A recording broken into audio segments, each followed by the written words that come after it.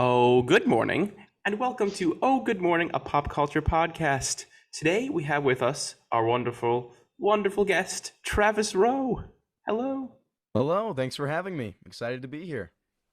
Travis is currently a student at Nebraska Wesleyan University with me, and today Travis and the rest of our hosts are we're going to be talking about Captain America: The Winter Soldier. hmm Yes.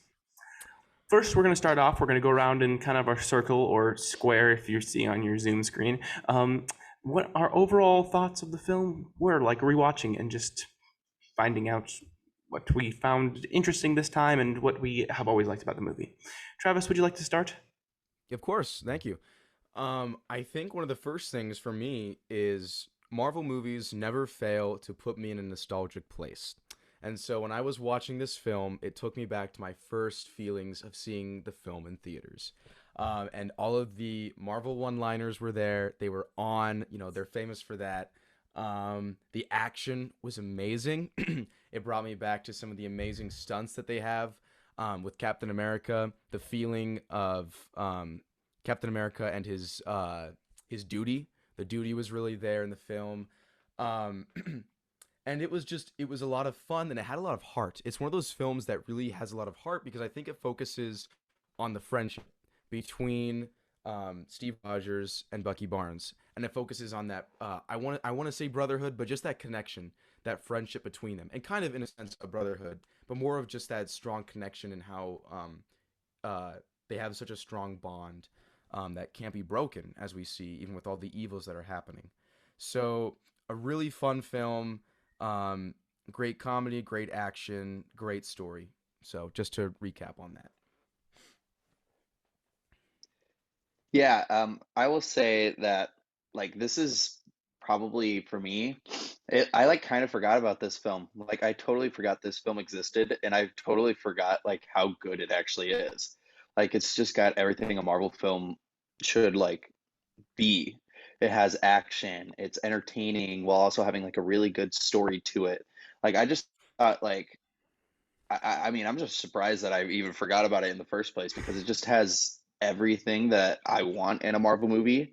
And I love this movie so much. And like them introducing Falcon and Bucky Barnes coming back and just everything about it is just fantastic. But yeah. Yeah, I completely agree. I think one of my favorite parts about this movie is like the way in which it knows exactly what it wants to be and is able to do so many different things with so many different characters. Because when you think about this movie, you think about the relationship between Steve and Bucky, and then you think about Nat. I actually want to talk a little bit about that. I love the way that this film becomes like a little bit of like a buddy cop film for a little bit with Bucky and Nat. It's so much fun to see. And I don't know. I remember skipping over this movie the first time when it came out in theaters, and I'm actually really happy that I got the chance to see it again. Not again, see it for the first time because it was really really good, and kind of agreeing 100% with Ryan. Like it's exactly what a Marvel movie should be. It like does so many different things, introduces characters, and it's just a lot of fun.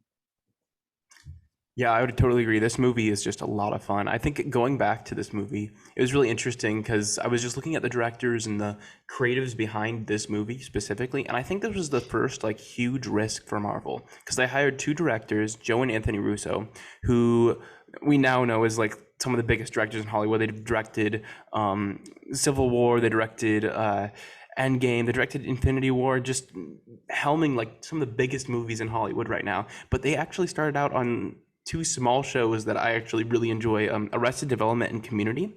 That was their kind of directorial like starting point, which is really cool to think about because it's like these directors that only did TV that Marvel hired, which is a huge risk. I mean, before they've only hired these big name directors. They hired like Kenneth Branagh, who did Thor, and he's very well known for his Shakespearean shows and his Shakespearean films, and he's done big films before. But Joe and Anthony Russo have not, which is a huge risk, and it was just awesome to see that pay off in a lot of ways. And I think because they came in, this movie feels so different from everything else because it's a lot smaller than a lot of things. Like it takes it down a little bit. Even though like the stakes are so high, it makes it such a smaller movie and more contained in the universe, which is really cool.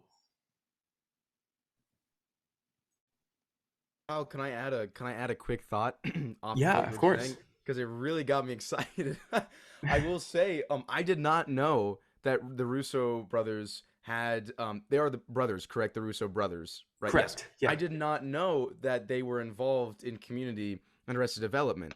I didn't know that, and so it fascinates me, and it makes sense because during Winter Soldier, towards the end, the actor, I wish I knew his name, but he plays Abed in Community. Danny Danny Pudi, I Pudi. think. Yes, Danny Pudi. Hilarious, brilliant comedic actor, and he's in Winter Soldier. He makes a cameo there, and I wonder if that's tied into the relationship he might have with the Russo brothers.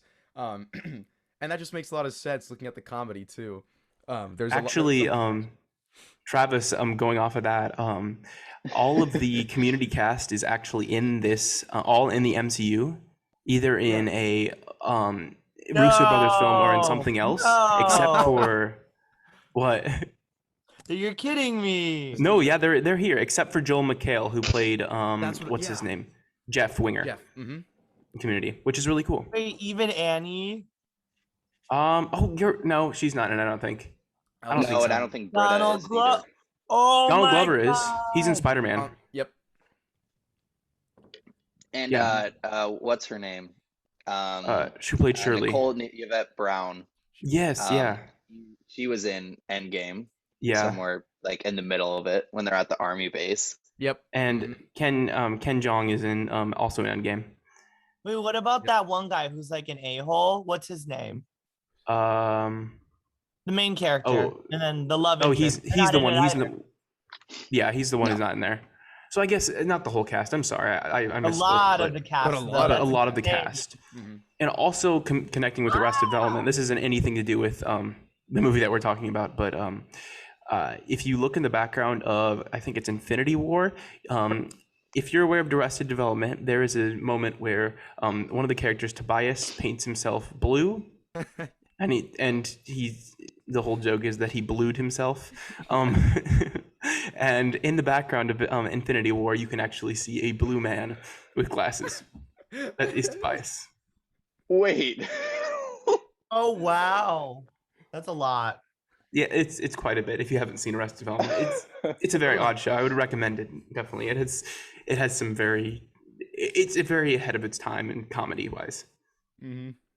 Yes. Those Anyway, Easter eggs. That's funny. yeah. Anyway, we've skipped the plot completely, and we're just on Easter eggs. Yeah. So this movie is directed by Joe and Anthony Russo. Their first Marvel Wow. movie. It stars Chris Evans and the rest of the gang, Scarlett Johansson. There's a lot of really. This is kind of like I think of it as like the turning point for the Marvel universe in a lot of ways. This movie, because it is like it's kind of like the starting point for Phase 2. Even though with Phase 2 we started with Iron Man 3, which is kind of the closing of the Iron Man like plot line, and Thor: The Dark World, which was that movie. That was poopy, poopy. Yeah, and I think this is kind of like the starting point. Even though right after this, we did get Avengers: Age of Ultron, which was also not a huge success, but I feel like this is definitely turning in the right direction and kind of leading us into like what we'd expect from like Phase 3. Mm-hmm. I Yeah, want just to to talk kind about. of You go first, Ryan. okay. Yeah, I was just about to say, just to kind of piggyback off of that. Like, yeah, a lot of this, I feel like, in terms of like the turning point, like a lot of it had to do with the Russo brothers too.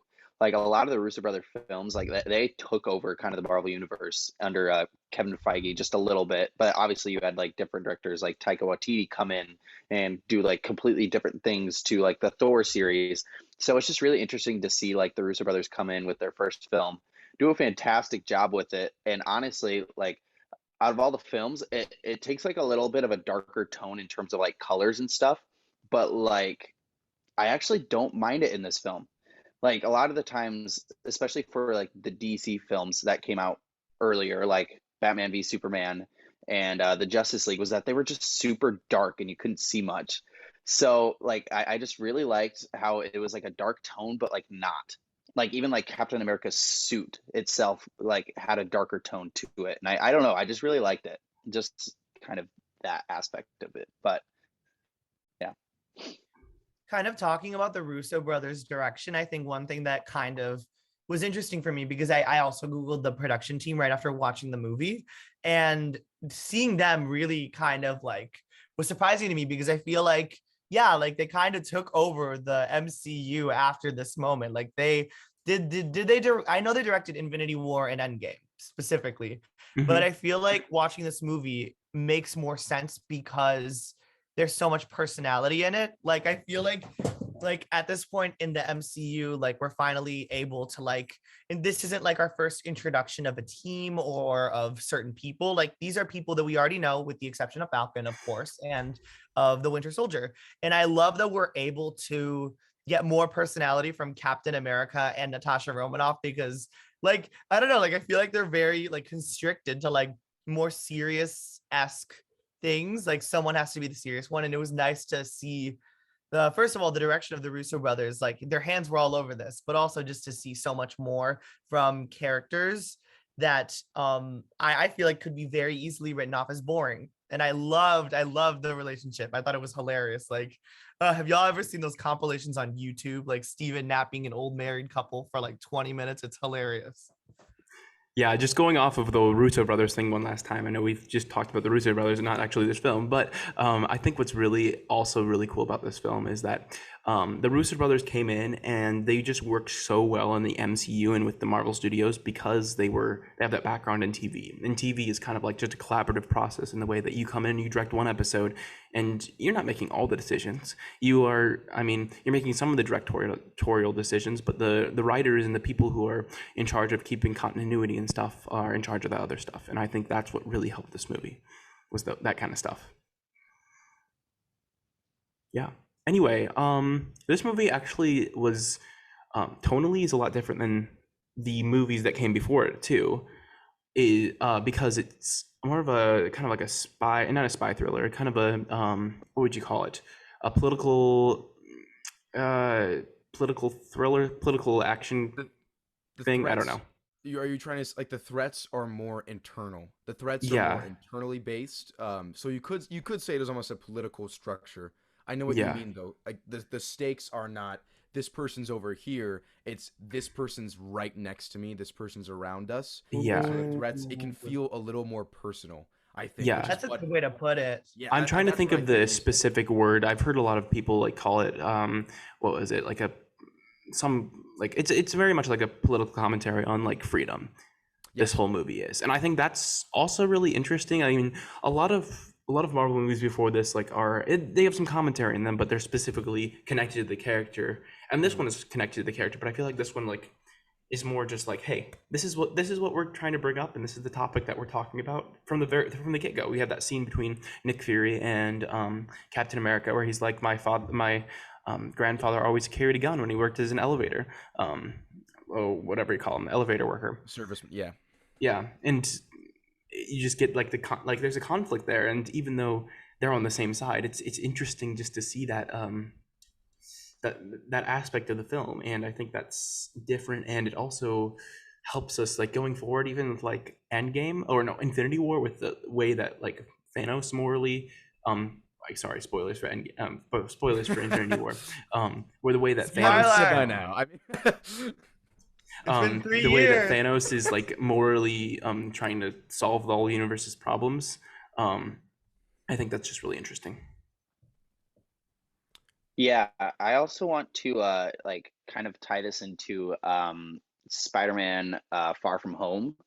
Just the fact that like you don't know who you can trust.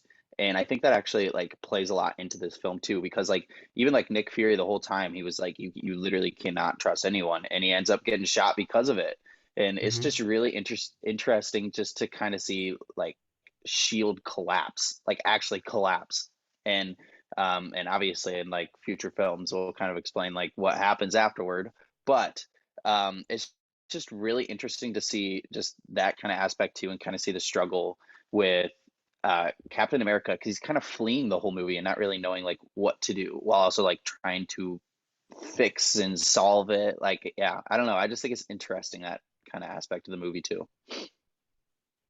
Yeah, I feel No, like yeah, there's everything that something. oh, go ahead, Miko. You go, you go, you go. Okay, I feel like everything that we know about the MCU before this is like Shield. Shield is in charge. They have everything under control, and then they just collapse Shield, which is really cool. And I think that also just applies to this movie in general. Like we thought of Captain America as a man kind of stuck out of time, and this movie modernizes him and like takes him in a different direction. And the same thing with Shield. You know, it just kind of I feel like this was almost like the reboot in a way after the first Avengers movie. Yeah, because I feel like there's like that eerie feeling of like kind of literally what Travis had just said about the person, your enemy isn't like far away over there, like they're like right next to you. And it's in addition to what Ryan said, but you don't know where they are. Like they're so close to you, but you don't know where they are. And it's almost like that eerie feeling. And I was surprised that Marvel had enough like finesse to be able to capture that. Like again, like almost at like the start of the second portion of it. I know it's not the formal second portion of the, I know it's not the second phase yet, but it feels like a huge like contrast to the first Avengers movie, where I agree it was very much like Shield's the one we're trusting, Shield's the one who's like funding us, that's where we all came from. Like I feel like every movie was tied together with the notion that Shield was good, whether that be through Agent Coulson trying to recruit people. But now that we're here, it's almost like a Shield's bad. And it's so weird because it's like that organization that you trusted for so long is like no longer there. And I think that there was such, I think they captured that feeling perfectly throughout the whole movie. And Mm-hmm. I was so cool to watch again. Yeah.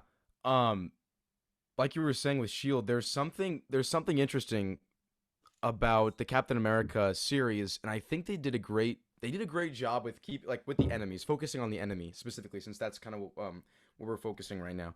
Um, they did a great job of making it like this is a Captain America movie. The enemy is, I don't want to say it's the same enemy, but it's Hydra. Isn't it? I think it's interesting how there's a span of maybe 5 movies in between the first uh the first Avenger, Captain America, the first Avenger, and this one. Am I correct on that? Maybe about 5 movies in between. I think so. Yeah, it would Yeah. be Well, Avengers, Iron Man 3. I guess there's I, only 3 movies I in guess there's between. only 3 movies in between, but it's interesting how it's almost like it's the same enemy. They did a great job with keeping the continuity, so to speak. It gives you the same feeling of he's still fighting this enemy is still there. It's like he took them down, but nope, here they are. And I think it was interesting how they did that. It made it feel like there wasn't 3 movies in between in terms of the story. They didn't stop the story. They didn't put a blockade in between the story. It just kind of kept going, to me at least, with introducing. They didn't introduce a new villain. It's the same villain, just morphing, just changing. And I think they did a good job with that. And I think that's great commentary for today. Like we are still, even though World War II is over, and even though we had the movement in the '60s with Martin Luther King, like we're still fighting like racism and stuff like that. Some of the same like fundamental problems that we still have in society today had happened 100 years ago, which is terrifying. And I think this movie, even though those are completely different things, like we're always still fighting the same fight in a lot of ways. And that's, I think, this what this movie captures. Yeah. It's almost depressing in a way. It's like we spent this whole first movie trying to kill Hydra, and now we're back, and it's like Hydra never left. Like Mm. it's like, well, but like a part of me, like we're watching, I was like, God damn, what was the point of that first movie? If we're just gonna do the whole, like, we're gonna do whole movie again. Like, no, that's not at all what the second movie was. But it's like it almost captures that feeling of powerlessness because it's just so much. And damn, like Hydra's motto, like you cut off one head, like not, I don't even know what the number is, sprout in its place. Like you Five really or feel that something in like that movie. Is it 5? something like that, I think, or two. Is it? Or you Okay, cut off one head, 2 more will take its place. I think. there Yeah, we I think go. that's it. But that's just, I feel like this film captures that feeling. It's like almost like claustrophobic in a way, because like, yeah, watching it again, you know what's happening and you know what the issues are. And it's just almost weird, like knowing like, God, like they're there. It's yeah. It was very well crafted. I'm sorry. Yeah, I wanted to also speak on the fight scenes of this movie. Like the fight scenes are some of my favorite, like all time in the MCU. Like the one trick that Bucky does, where he like flips his knife with one arm and then catches it with the other, and then like does this whole backstabby thing. Oh, it's so nice. And I think I've watched a couple of like behind the scenes stuff of them working on fight stuff. And it's like really interesting to see like just how into it they like get with it. Oh, I love the fight scenes. And honestly, like the ending fight scene was amazing. And I loved the fight between Bucky and Cap, and how he's is this, quote me if I'm wrong. Um he went back in and like kind of saved him, right? By Cap, I mean Cap went in and saved Bucky. He went Yes? down to pick up to like, because he was being like, there was this Yeah. beam on top of him. Yeah, and he lifted it up for him. Yeah, that's right. Wow, Okay. homie shit. I think Ryan, that's just okay. I I am such a huge fan of combat in film. I love stage combat with some friends. Um, we'll choreograph. Kyle, I know you know Carl. I don't know if you guys from Carl, a good friend of ours at Wesleyan. But yeah, we always stage fights. We work on things. Yeah. So, but I love what you said there. The thing about fights, specifically in movies and film, is you want to tell a story in the fight. You can't just have a fight. If you just have a fight and there's like no emotion, there's no story behind it, it doesn't evolve, there's no point. But the thing about Captain America is I remember they do a great job of tying a story, and especially in the moment in the beginning with the French mercenary on the ship. He says, "I thought you were more than just a shield." He throws down his shield, takes off his helmet, speaks in French, and says, "Let's find out." They build the fights. They do a great job, because in that moment, at least for me, I remember first seeing it when he took off his helmet, put down his shield. I said, "Oh boy, here we go. Now it's gonna get even bigger." And they do such a good job with that, and especially watching. I have a comb right here. I'm gonna substitute this for a knife. I love when you were saying behind the scenes with, I don't, what's that Sebastian Stan. He There wasn't a stuntman flipping the knife. He was flipping the knife. So they did such a good Oh job with the wow. stunt. I could talk. I mean, I know we have different sections to talk about. I could probably talk half an hour about the fights and how brilliant this movie is with the fights. And No, I know that's my so interesting. I didn't know you knew that much about fights. That's I did awesome. well. I like to research. I don't know, like, but I like to look at what they do. And my thoughts in this last and what I was saying are probably jambled. Probably didn't make too much sense. Um, but collectively, they just the stunt team did a great job. If you watch behind the scenes, if you watch their pre-vids and the stuff they did before the actual fight was choreographed, you can find an excellent video on it. The stunt team on this film specifically did an amazing job. Um, so yeah, I such like 10 out of 10 for the stunt team. Just some of the best stunts in any Marvel film, in my opinion, in combat. Yeah, and I know I keep saying this, that this movie changed a lot of things about the Marvel Cinematic Universe, and specifically, I think in fight combat, like combat in the Marvel Cinematic Universe, it changed a lot there too. Like you look at like the older movies in Phase One, and there's a lot of really good like stunts and a lot of good combat, but I feel like Travis was saying, a lot of it's fighting for the sake of fighting sometimes, just once in a while. And this one, like, it actually moves the story forward. It's personal between Bucky and Captain America, and later in films it's personal between Iron Man and Bucky in Civil War, like stuff like that. And I think that's what really drives this movie home in a lot of ways, is because I don't know, it has that personal connection between the main antagonist of the film, and I don't know, it just connects so well. I mean, there's a lot of moving pieces, and there's a lot of personal stuff going on, but I feel like it just keeps going, and I think that's what really makes this film deliver, is moments where it's all personal to the main character of Captain America. Mhm. It's also much more violent. Way more. Oh Yeah. my god, no, literally. Yeah, and also just kind of like tying back to our earlier thoughts, like everything, like literally every aspect of this film just transformed the Marvel universe. Like even like including the fights that we're just now talking about. Like it's just such an interesting like concept to see how much this film actually had an impact on the MCU, like looking back on it. I don't know, I think it's just kind of cool. Yeah. You know what else is cool? our sponsor for today's video/podcast episode. This episode is sponsored by Anchor. If you haven't heard about Anchor, it's the easiest way to make a podcast. Let me explain. And me. It's free. There's creation tools that allow you to record and edit your podcast right from your phone or computer. Anchor will distribute your podcast for you so it can be heard on Spotify, Apple Podcasts, and many more. You can make money from your podcast with no minimum listenership. It's everything you need to make a podcast in one place. Download the free Anchor. Thank you, our sponsor, for sponsoring this video and / episode audio thing. Now, back to Captain America and the Winter Soldier. Yeah. Anyway, what were we talking about? What was specifically? I think we could probably move on. Actually, I was thinking. What else in this movie is really interesting? Oh, the twist. Natasha. Oh yeah. Yes. Let's talk about Natasha. yes. Okay, I love her. I'm sorry. Like I did not like. I feel like we didn't get that much of her in Well, we did get a lot of her in Iron Man 2, which was wonderful. And then I feel like in Avengers, she wasn't the focus, but she got to do a lot. I really felt like we got to see like her personality, and I really appreciated that. Like I really felt like obviously like you have to introduce these people, tell us what they're all about. But this movie, I felt like Marvel was like, oh, okay, we've introduced everybody enough. Like, let's like let them be. And I feel like I got to see who these people actually are, which is something that I think Marvel does really well, especially under the guidance of the Russo brothers.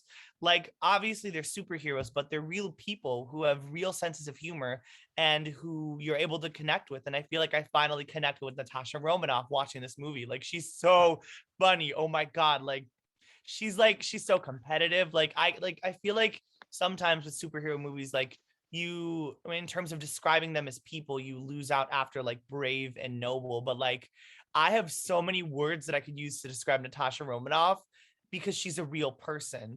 And I think that that's a huge testament to how good this movie is. When I can look at a character like Captain America, who can come off boring and static sometimes and list out like so many colorful adjectives, you know that you've done something right, because in making these people like actual people, they've actually made it more palatable for all people because these are real people. Yeah, I totally agree. I think also thinking about this movie, I really wish that they made the Black Widow movie in between this movie and Avengers: Age of Ultron. Oh, I was thinking about that. literally. I feel like I don't know. I don't know if we've talked too much about the Black Widow movie on the podcast much. I was not a huge fan of it because I feel like it was just shoehorned in at the last minute. They're like, oh, they put it in the timeline earlier, so it felt like, oh, we didn't ever have a problem with making female superheroes. We've always made female superhero movies, and I feel like that's what has happened. And I wish that they had made that movie, because we get that big introduction to Black Widow during this movie, and I wish they would have made the movie in between those movies. But anyway, that's an opinion that I have that I angrily will share. Yeah. Yeah, upset. I wanted to just kind of like speak a little bit about Natasha and the fact that like why did she have to kiss Cap? Like it made zero sense, and like I feel like it kind of just threw it in there just to like be like, oh look, we have the superheroes kissing. I disagree, Ryan. They're I think Travis does fighting. too. I see his face. I do disagree Cats a little are bit, but fighting. Ryan, I want to hear unless you're like why, because I am interested. You said like it didn't make sense. Can you, or is that what you were going or did you have Well, more to... Yeah, I'll add a little more. Like just in terms of like it felt like one, the kiss was unmotivated, and two, I felt like there was and this is like their only like intimate moment that they share, because otherwise a lot of the like future films, spoiler I guess, but not, is like him like reminiscing of Peggy. So it's just like even in like the next one, there is no like intimacy moments between Black Widow and Captain America other than the fact that like Black Widow helps Cap kind of get to wherever the base is. But Yeah, Bro, I just Captain don't America is know. such a simp. I just felt like it was like a one and done thing, and then that was it for just their relationship as a whole. Because then Natasha kind of goes off with this. Natasha kind of like goes around with a lot of different superheroes. I think But that's yeah, yeah. I'm so sorry. I didn't mean to cut you off. no, Unless you're good. You're good. okay, gotcha. I think Ryan. I think what I saw it as is it wasn't meant to be a romantic kiss. At least when because in the scene they're being chased or they're being tracked in the mall and they're on the escalator, and then she's like, "Kiss me," because this is the way to they're not gonna notice us if you kiss me. Like public displays. I love the humor that was meshed with it because it said "kiss me," and she's like, "Why?" And then public displays of affection make people really uncomfortable, and he's like, "Yes, they do." And then they just kiss, and I was watching it, and I think it was the humor, and I died laughing. However, they did mention it after when they're in the truck, in the pickup truck, and they're driving, and she says, "Was that your first kiss since 19?" And they made that moment there. I loved it. I love the fact I thought it added to the humor. But I didn't focus on it as a romantic intimate moment as a kiss. I saw it more of it was motivated by them trying to hide and being partners and being this. I like what Miko said, the buddy cop. It was like this interesting little like we have two different personalities and let's take this idea, and I think it added to the comedy of it. But that's my thought on it. So I liked it a lot. I thought it worked. But I can see what you mean when you say that, or I can see that point. I totally forgot that like, okay, this is gonna sound bad, but like when Ryan was talking about a kiss, I don't know why, but I just imagined them like kissing like Hollywood style at the end of the movie. I forgot that like scene happened. Like they're like trying to hide from yeah. like Ryan was talking about it and I was like, wait, when did they kiss? And I was like, fuck, did I just like not watch this movie? And then he started talking about it and I was like, oh yeah, what? Wait. Okay, yeah, that was hilarious. It was so uncomfortable. Oh my god, because she essentially just roasted him because like, bro, Captain America is such a virgin. Like he's such a simp. Like you like he's so like, you know what I mean? Like he's so like, oh my god, he's such a simp. It was, I know what Ryan's saying though, because there was like that weird like romantic tension afterwards, like where Steve kind of had a little bit of a crush on Natasha. I agree, the kiss was hilarious, and I think it was even more funny because you could tell that Steve did not want to kiss her. But it was weird because they almost tried making it a thing. Like afterwards, they were like there was, I felt like there was almost that energy in the air that Steve was like brooding almost, like there was like flirtation going on, and I was like, no, like you're Peggy's boy, stop. They had the scene with him and his undershirt, his white Yes. undershirt. They were at Falcon. What's his actual name? Sam, at Sam's house. And he was washing up, and she was also in their undershirt. And I remember when I saw it the first time, I also was like, is there gonna be romantic? Is this what's happening? Because Natasha was way more flirtatious in this movie. She was much goofier. She was much sarcastic. They gave her her personality. They finally Literally they started to write her character, and it was great. And they did. They made her like this sarcastic, but they didn't show why she's sarcastic, because she's hiding pain. She's really hiding pain, and they show that in this movie. They start to, but. Yeah, it was interesting. They kind of hinted at it, and then it's like the writers were like, "Oh, wait, never mind." But I love the moment on the escalator. I like how we're just stuck like on the kiss on the escalator. But I think that movie, I love the comedy of that. Bro, they work so the act like the way that their actors like play with each other is so fun. Like obviously like Steve's uncomfortable, but you could tell that they're both loving playing off of each other. And I think that openness of like playing with one another, I think is something that you see in the Marvel universe all the time with so many different combinations of actors. And it really lets you know that like these people really take care of their actors and they make them feel special and they make them feel comfortable to make these choices. And that makes me happy because you see every day in the news something new about the way that directors or producers in Hollywood treat actors. And it's nice to see all of these actors like having so much fun. Like there's so many different instances I can list off about the ways in which like actors are given so much freedom in how they express themselves and the way that they take their characters. And I don't know, I really, really appreciate like how you could tell that they were both open to everything the other was doing. I agree. I think totally like Marvel takes care of its actors in a lot of ways. I mean, there has been instances like the Black Widow, Scarlett Johansson thing that happened this summer. That was not necessarily. It wasn't actually Marvel. I think it was Disney overall. But I feel like overall, like if Marvel knows if they want to keep being successful, that they have to keep their creatives, they have to keep their actors, they have to keep their writers, their directors, they have to keep them happy. And I mean, with them getting a new writer and a new director almost every other new movie, I think that's going to get harder. But I think that's something that they should strive for if they want to keep their movies successful.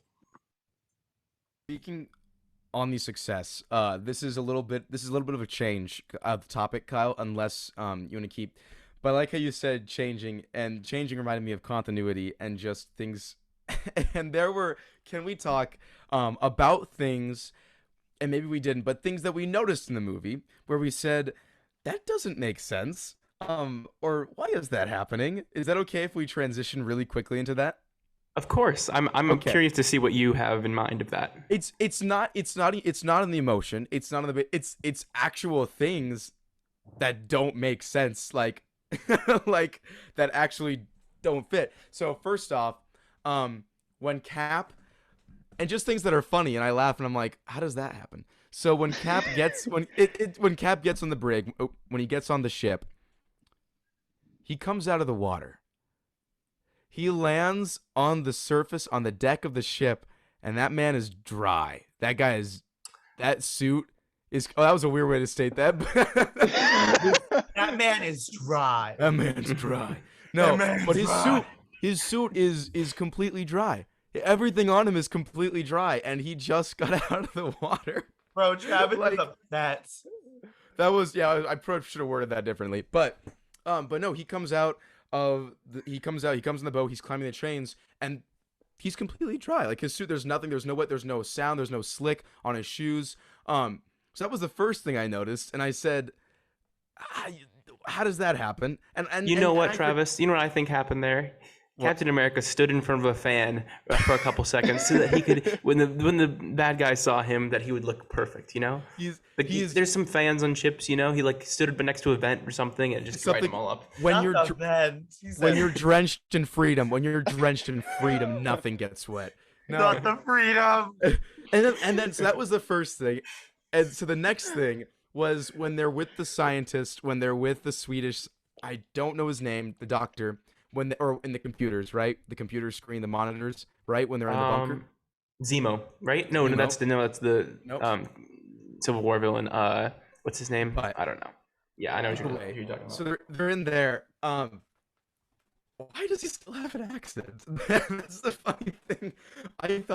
What I thought is I understand why he had an accent, because it's the character, right? And they want to keep it, and so people can see, be like, oh, that's what they're talking about. I personally thought it would have made it much creepier, and I would have liked it. Now I'm thinking about it, I would have liked it more if they would have used a computer voice. This is a small detail. It's probably insignificant, but I like the idea of it being like, and I'm gonna try and do my best in person, but here, like when it's, hello, Captain, like it just, I think it would have been this really robotic, because if his brain is in there, but he has his accent, that doesn't make sense to me, that he still has a German Swedish accent, or a Swedish accent, not German, or maybe it was German. Either way, and it didn't quite make sense to me. I was like, I think that it should have been a computerized voice speaking to them, because he's in a computer. But those are the two things. Those are the two things that I noticed that I was like, what? Yeah, first one more than the second one. What do you guys think? I guess those things don't really bother me. I think about the accent, the dry moment. Of course, there's gonna be moments like that in films. Like, continuity is not always perfect in movies, and I think it's just more noticeable, I think, in these big blockbuster movies, because everyone is watching them. Yeah. But then the voice that doesn't really bother me because I imagine like he went and he recorded his voice on his computer and that's what he uses now. You know, he recorded his own voice. That's what he said. That He's like, I makes don't want a robotic voice. I want my own voice. So he just recorded and it and that he's easy like, explanation. Yeah. he just read the Yeah. dictionary and he recorded his full voice. You know. Every word.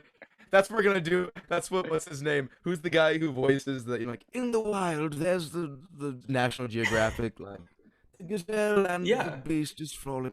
I don't know his name, but that English. They're just gonna do that. Record every single word in the English dictionary, and that's just what they're I gonna do his voice. I think that's reasonable. Yeah, let's do that.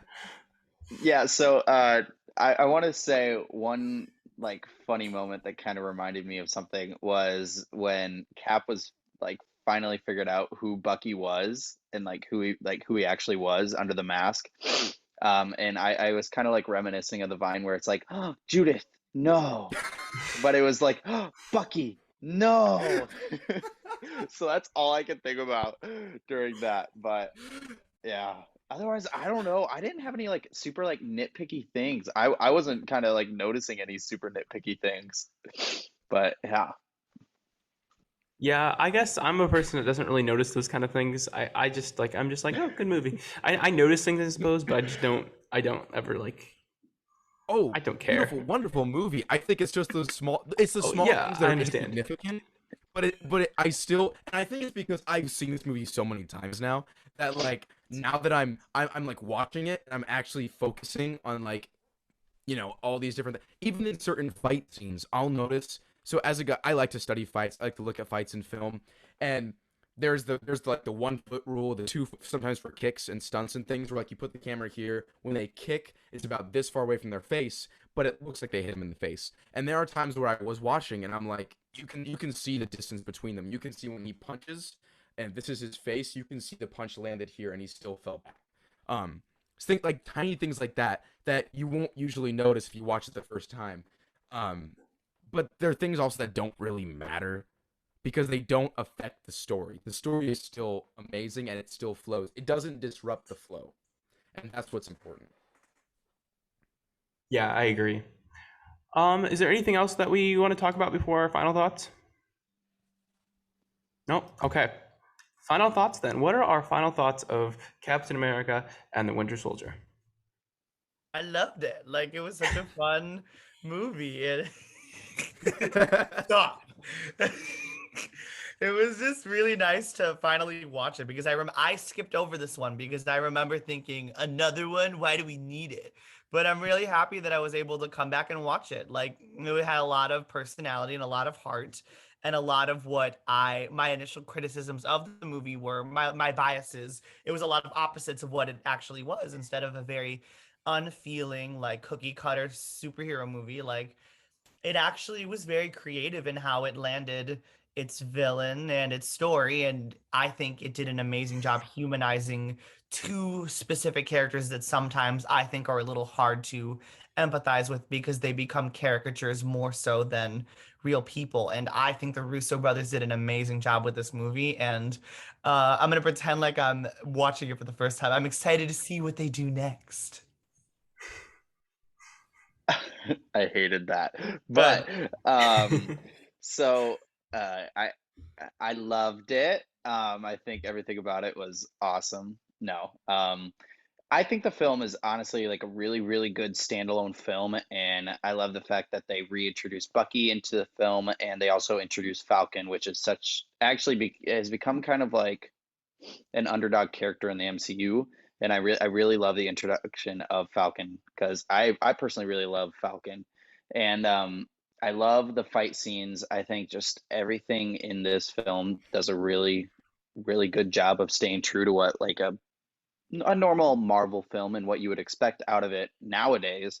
But like back then, it's like super like changing for what the MCU and it was kind of like this evolving point for the MCU and it's just really looking back on it and like the films that came before that you can really tell the difference between those films and this film which is just fantastic but overall really good film everyone should watch it you kind of need to watch the first film but not really to like understand everything that's going on but yeah otherwise, just fantastic film. Can't expect much more from a Marvel film, but yeah. Yeah, wonderful, amazing film. Combat changed the structure of um, just the way they filmed fights, the way they choreographed fights. But looking for that, they also began to write more personality. They start now that they have the phase one, they have the structure. Now they give the characters, they really start to give them a personality that we as an audience enjoy connecting with, that we as an audience can ground ourselves with. It's not just their amazing backstory. Now it's besides their backstory, how is the character feeling? How do they feel about this? And I think that they did a great job starting to write that in. Russo brothers, talked about them, amazing directors. They did a great job. They did a great job putting their foot. They got their foot in the door, and they did a great job keeping it. They didn't just get their foot in the door. They sat down at the coffee table. Is what I like to say. Is because now they did a great job with that. They're in, and I really like that they hired them to film this, and I thought it was a big success. Yeah, I totally agree with you, Travis. I think going into this movie, I've always said that I really like this movie. I don't know, I praised it a lot because I think it just, like I said earlier, it changed the MCU and it changed a lot of things about the future of the MCU. I think one thing that I haven't talked about yet, that really struck me this time was how our perception of Captain America is. Captain America was originally like propaganda for the U.S. during World War II, and it's a comic book that Marvel made. And then they came around and they actually made him a character in the comics. And I think the first movie kind of felt like America, heck yeah, and that's the whole gist of the first movie. You know, it has some good dynamics between the characters, but that's what the character is. He's just like, let's do some good American things. And I think this Some movie, good American thing. that's yeah, you know. I just the way. Anyway, yeah, I think this movie really like kind of grounds the character and makes him really modernizes him and shows that like those American ideals that we had that people have can change, and we can have different opinions, and we can stay true to what we believe in while also adapting to a lot of things, which is I think this movie kind of showed. I would agree. Yeah, freedom is it's freedom, and he believes, yeah, in freedom for all. And when people try to take that away or say this is how it should be, he's like, no, no, no, I'm not just for this. Like I believe in freedom. And yeah, I agree with what you said, Kyle. Hmm. And even though like that really like informs the next Captain America movie, which that's a lot of that'll be a discussion. The next Captain America movie where Civil War, where it's a lot more. It's not so. There's a lot more gray area, and I think that this movie really informs that too. But I won't talk about that yet. We're talking about Winter Soldier. Anyway, yeah, I really like this movie. Anyway, why don't we talk about our new? What was I going to say? What is our segment called? Oh, What's What's happening? happening, That's guys? right. I forgot. Wow. It's the morning. It's early. Wow. Good morning. Wow. Anyway, it's time for our favorite segment of Good Morning, a pop culture podcast. What's caffeinating us? We'll start with Ryan. Ryan, Oh God, what is I was caffeinating really, you? I was really hoping you would not say me first because I honestly have no idea. So I'm gonna Okay, pass it well, off to Miklo. Oh my God. Okay. So this weekend I got to see my first Broadway show, and it was Waitress. I've loved Waitress my entire life. Not my entire life. Since I started listening to it, I have been in love with the music, and I watched Jesus Christ Superstar last year with Ryan, and my criticism of Sarah Bareilles was I don't think she's an actress. I think she's a singer. And I feel like they're making her sing and not act. I saw Waitress, and that criticism is bullshit because she was amazing in the role. Like I don't know there was something in the water, or there was just the way in which like she held that fake baby and sang to it. Like Sarah Bareilles was so good, and she had, because I feel like it's really easy to play Jenna like stale with no personality, but she was like spunky, like she had an attitude, like she was rude as like all living hell to everybody, and it was such an amazing production. And I got a sweater. It's amazing. It makes me so happy, and I love Waitress. That was that was the best show I've ever seen in my life. It was so good, and my family, who doesn't know musical theater very well, loved it too.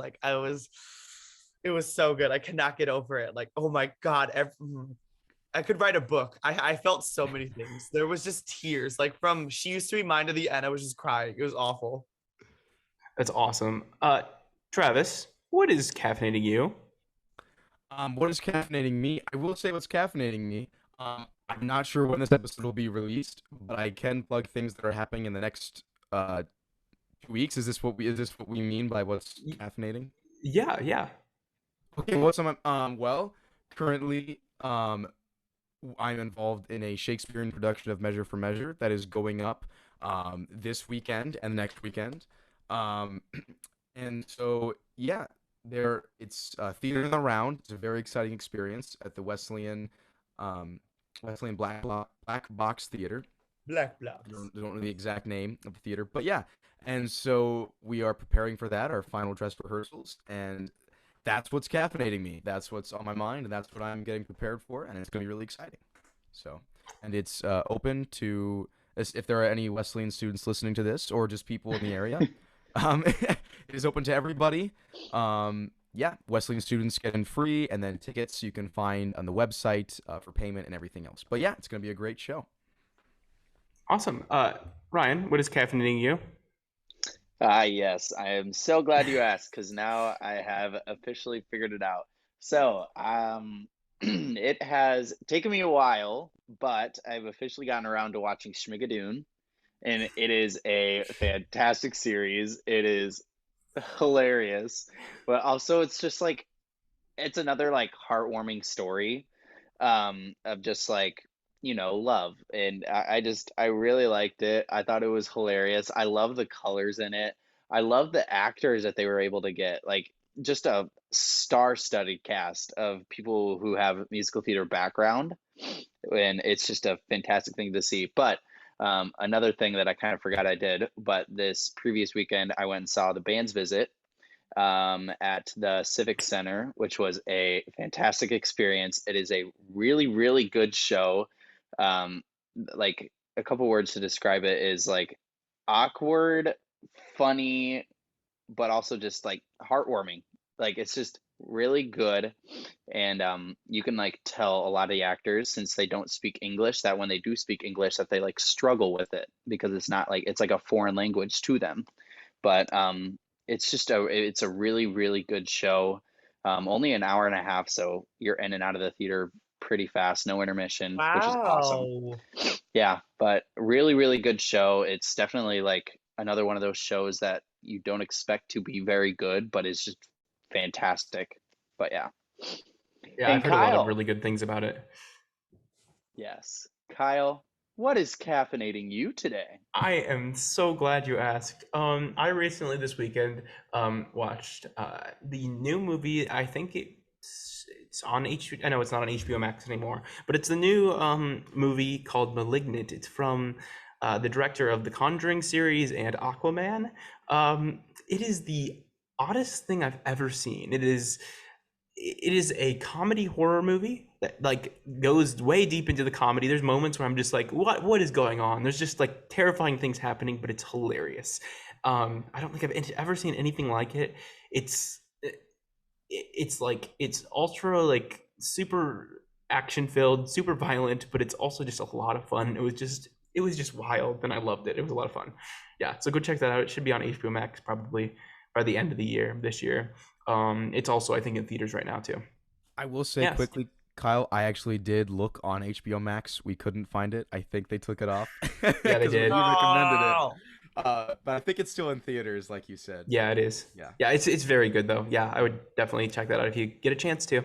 Anyway, thank you as always for joining us for Oh Good Morning, a pop culture podcast. You can. Oh my goodness, we're running out of time on our Zoom again. That's a good thing that we're almost over. Anyway, thank you for joining us. You can find us on the Instagram. You can find us on Facebook. You can find us on Twitter. You can find us on TikTok now too. Yeah, that's exciting. And I mean, just check out our podcast everywhere. Check out our YouTube channel. Definitely check out our YouTube channel. We have a lot of really cool things going up there. You can watch the video for our podcast. Yeah, do that. Thank you, Ryan and Miklo, for always doing the dances to my ending credits. Thank you, Travis, for joining us this time. And we hope to see you all next time for our conversation about Guardians of the Galaxy Volume 1 and 2. Goodbye. Thank you.